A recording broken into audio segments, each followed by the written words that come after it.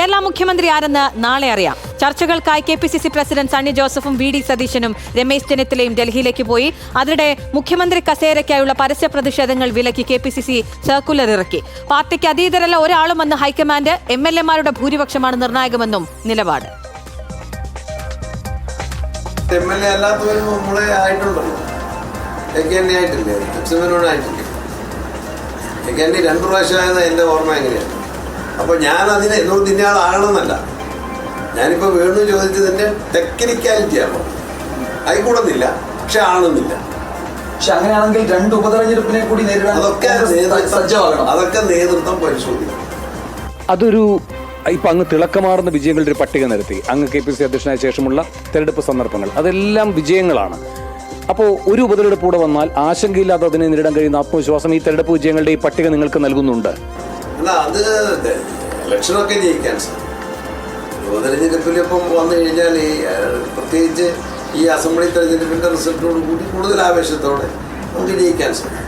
അങ്ങ് പറഞ്ഞു ഒരു ഫോർമുല ഉണ്ടാവും, കർണാടകയൊക്കെ കണ്ടില്ലെന്ന് ചോദിച്ചു. ഇതേ അഭിപ്രായം ഒരു ഘട്ടത്തിൽ VD സതീശനും പറഞ്ഞിട്ടുണ്ട്. കർണാടകയാണ് ചൂണ്ടിക്കാട്ടിയത്. ഈ കർണാടക മോഡൽ എന്താണ് സാർ?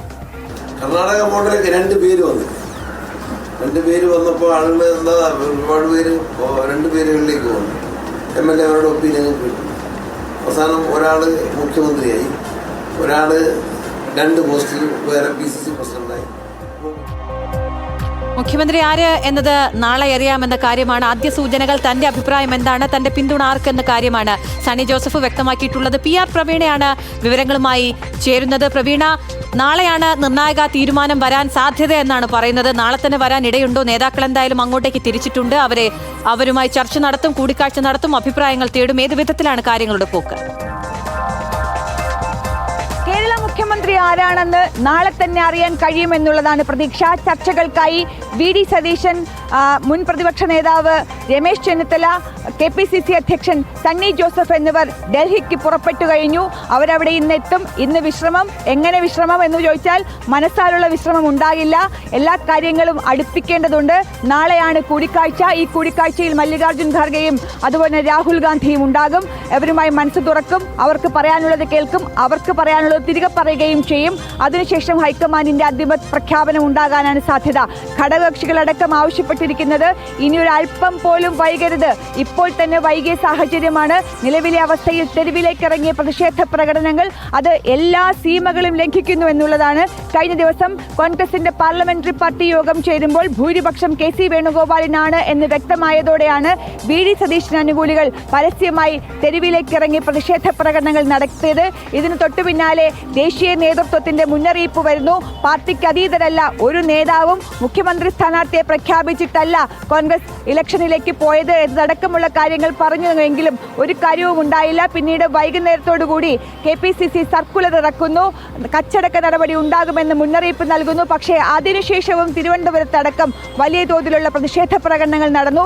ഇതിനിടയിൽ VD സതീശന് തന്നെ ഒരു Facebook പോസ്റ്റ് വരുന്നു. എല്ലാവരും സംയമനം പാലിക്കണം, മാത്രവുമല്ല വിജയത്തിന്റെ തിളക്കം കെടുത്തരുതെന്ന് ആവശ്യപ്പെടുന്നു, സ്നേഹപൂർവ്വം അഭ്യർത്ഥിക്കുന്നു എന്ന് പറയുന്നു. പക്ഷേ ഒരു ശാസനയ്ക്കും ഒരു സ്നേഹപൂർവ്വമുള്ള അഭ്യർത്ഥനയ്ക്കും ഈ പ്രതിഷേധ പ്രകടനങ്ങളെ നിയന്ത്രിക്കാനായില്ല.